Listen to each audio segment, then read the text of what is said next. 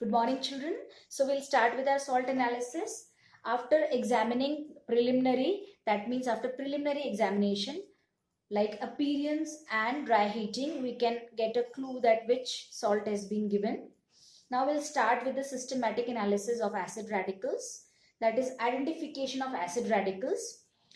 The acid radical identification is divided into three groups, that is dilute group, concentrated group and special group.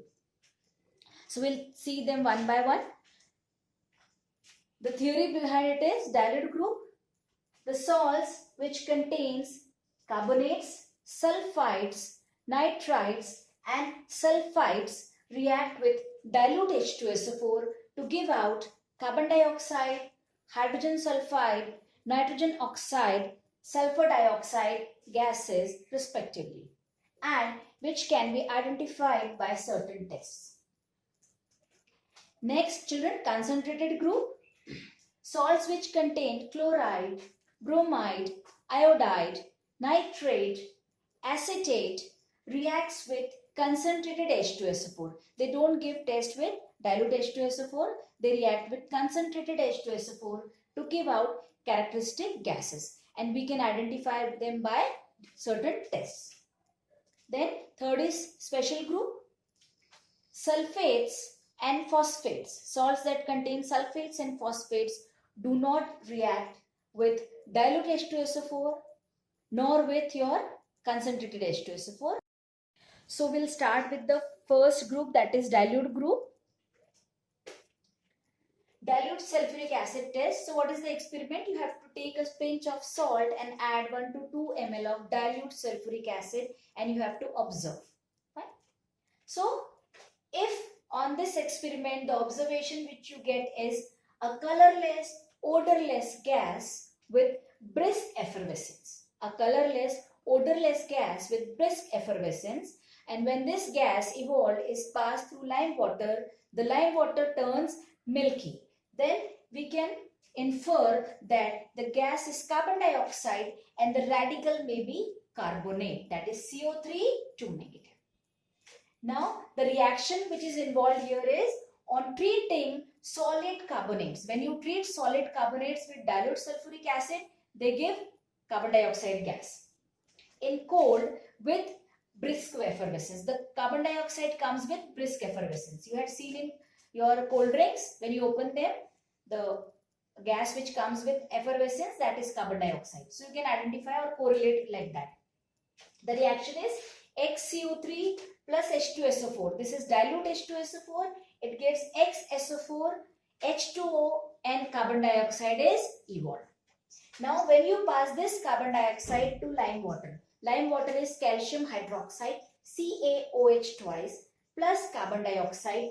It gives calcium carbonate. Because of this calcium carbonate, it turns milky and water is released. Now if a colorless gas that smells like rotten egg is produced and which turns lead acetate paper black, then the gas is H2S and the radical is sulfide, that is S2 negative, and the gas is hydrogen sulfide.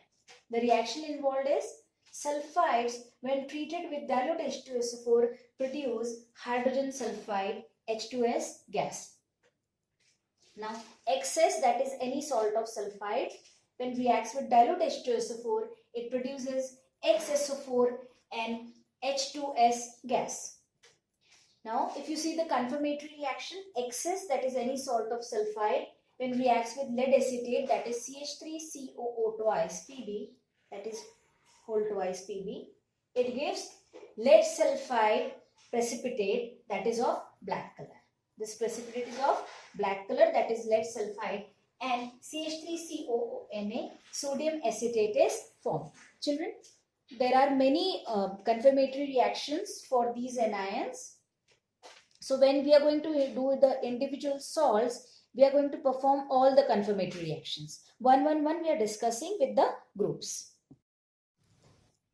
So now when a colorless gas that smells like burning sulfur is produced, the gas may be SO2 and the radical may be SO3 2 negative.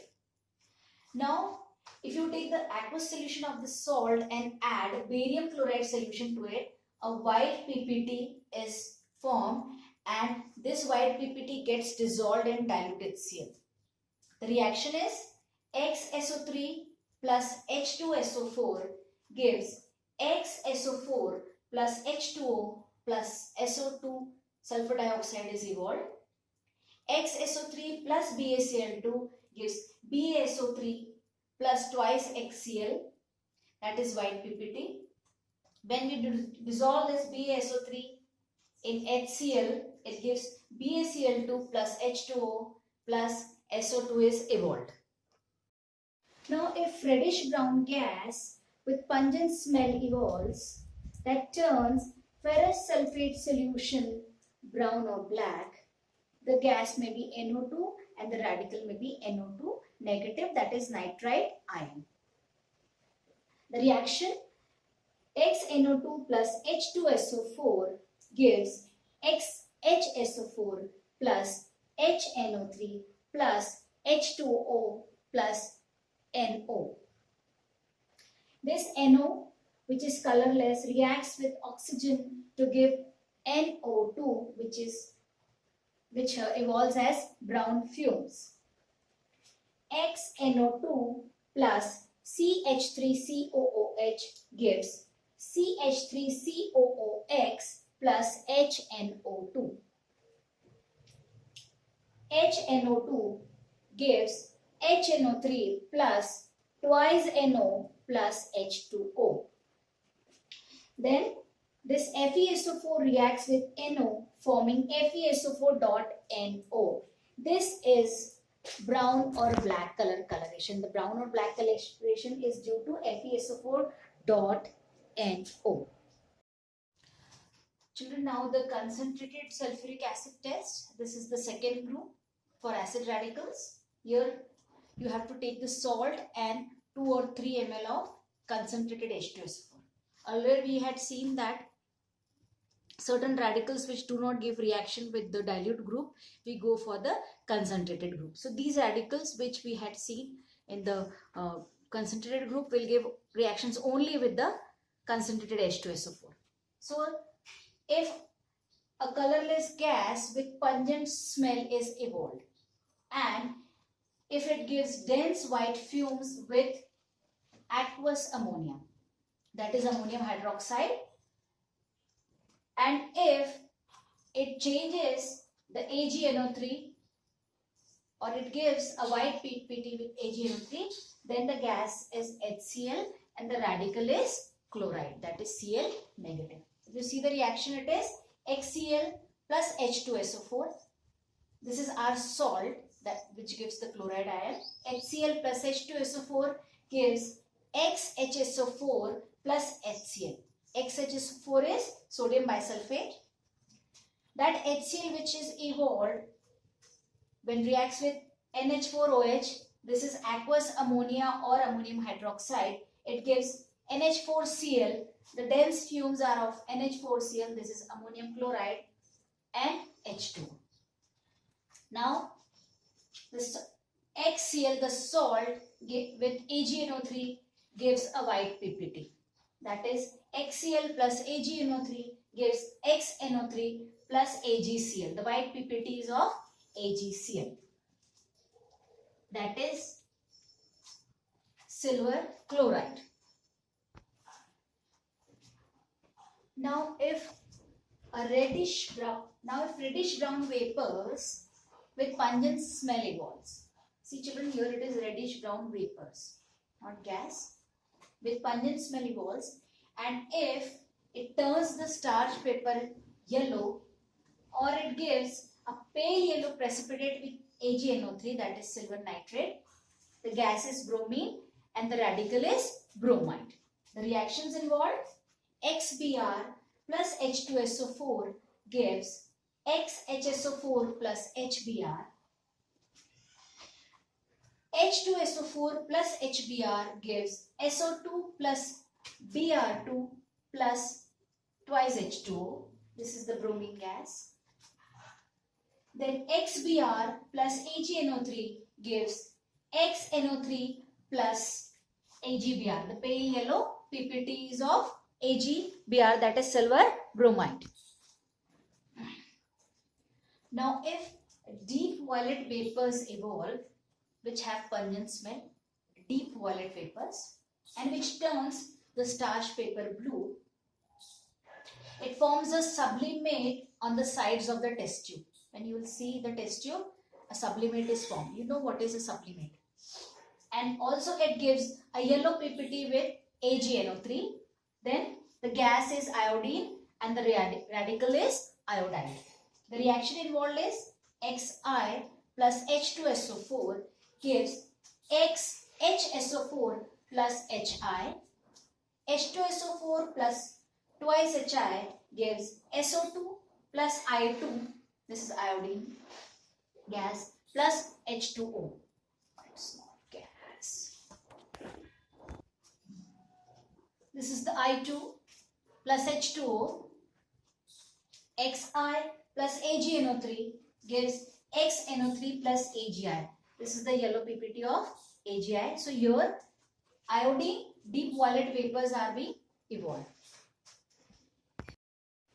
Now if you get reddish brown gas with pungent smell which turns ferrous sulfate solution black, the gas may be NO2 and the radical may be NO3 negative nitrate ion. Children, we have nitrite and nitrate both. So nitrite reacts with dilute sulfuric acid while nitrate reacts with concentrated sulfuric acid. The reaction is XNO3 plus H2SO4 gives XHSO4 plus HNO3. This HNO3, if you add a small piece of paper, gives NO2, that is brown gas, plus carbon dioxide and plus H2O. XNO3 plus H2SO4 gives XHSO4 plus HNO3. FeSO4 plus H2SO4 plus HNO3 gives thrice Fe2SO4 thrice plus H2O plus NO. FeSO4 plus NO plus H2O gives FeNO H2O whole 5 SO4, and it appears as a brown ring on the test tube. That is the junction where this solution is there. You will get a brown ring. Now if you get colorless vapors that smells like vinegar that turns blue litmus red, the gas may be CH3COOH and the radical may be CH3COO negative, that is acetate radical. The reaction involved is CH3COOX plus H2SO4 gives XHSO4 plus CH3COOH. If you complete the dilute group and the concentrated group and if you don't get any result, you will move to the independent special group, that is for sulfate and phosphate. So for sulfate, salt plus dilute HCl, boil and filter. To this filtrate, add barium chloride solution which gives white PPT, and this white PPT is insoluble in concentrated HCl. The reaction is XSO4 plus BaCl2 solution gives BaSO4, this is white PPT, plus XCl. And if you don't get any result for sulfate also, then you will move for the phosphate group. So for phosphate, salt plus concentrated HNO3, boil it. After boiling, add ammonium molybdate solution which gives a yellow PPT. The reaction is K3PO4 plus NH4 twice MOO4. This is ammonium molybdate. It gives NH4 thrice PO4 plus K2MOO4. This is potassium molybdate. K2MOO4 plus HNO3 gives H2MOO4. This is molybdic acid. Children, this MO is molybdate. Then H2MOO4 gives MOO3 plus H2O. Then this formed here ammonium phosphate NH4 thrice PO4 plus 12 MOO3 plus 6H2O gives NH4 thrice PO4 dot 12 MOO3 dot 6H2O, and this is the yellow PPT of ammonium phosphate molybdate. So children, here we complete our acid radical analysis. So step by step you are going to perform this analysis, and once the acid radical is identified, then you will move for the basic radical. So here in this video I had completed all the acidic radicals analysis. Last time you had seen the preliminary test. With one preliminary test or two preliminary tests, we can move to the wet analysis for the confirmation of the acid radical. So here we end with the acid radical. Bye children. Here our complete acid radical analysis is over. So it has to be carried out in parts, that is the dilute group, the concentrated group, and then the special group. Once you are done with the acid radical, you have an idea that this acid radical is combined with which part of base radical, because you know that what are the salts which combine with your dilute group, which combines with your concentrated, and which combines with your special group. So you get an idea. So directly then you will move to the basic radical analysis children. So you have to be very keen when you perform these practicals, because when you'll observe that you have an idea whether the salt is soluble or insoluble. So when you go in the lab, observe these things, that whatever salt is being treated, just check the solubility. So in future you'll remember that this salt is soluble and this is insoluble, may contain this, may contain that. If you identify the radical, that is acid one, then you can have a clue that which base radical is present. So your analysis will be easy. Write all these practicals in your rough copy, and when we are going to do the practical with one acid and one base, that is the salt is being given, when you are going to perform the test, then you are going to write it in your fair copy. Fine children.